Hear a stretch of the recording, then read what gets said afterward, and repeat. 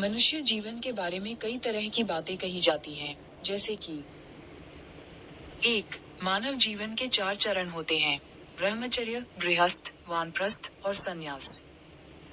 2. मानव विकास के 4 मुख्य चरण होते हैं: शैशवावस्था, बचपन, किशोरावस्था और वयस्कता।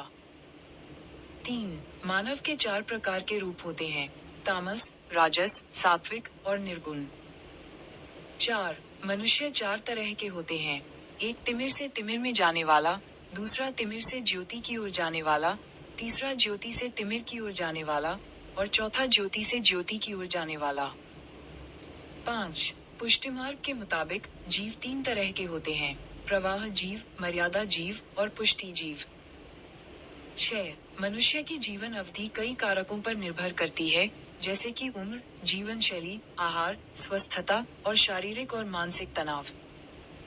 और 7. पुरुषों की औसत जीवन अवधि लगभग 69 साल और महिलाओं की औसत जीवन अवधि लगभग 73 साल होती है।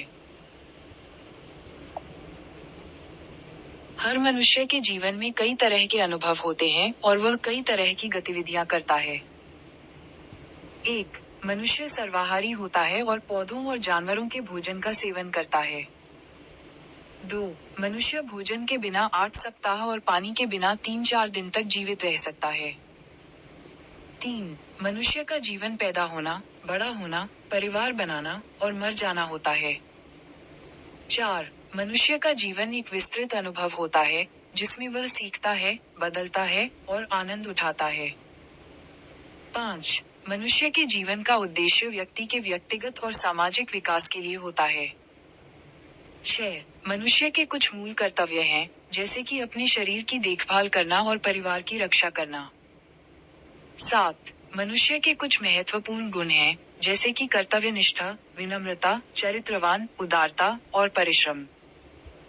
मनुष्य को अपने जीवन में एक लक्ष्य रखना चाहिए और उस लक्ष्य को पाने के लिए प्रयत्न करना चाहिए। मनुष्य को परमेश्वर और माता पिता के प्रति कृतज्ञ होना चाहिए और उनकी आज्ञा पालन करनी चाहिए।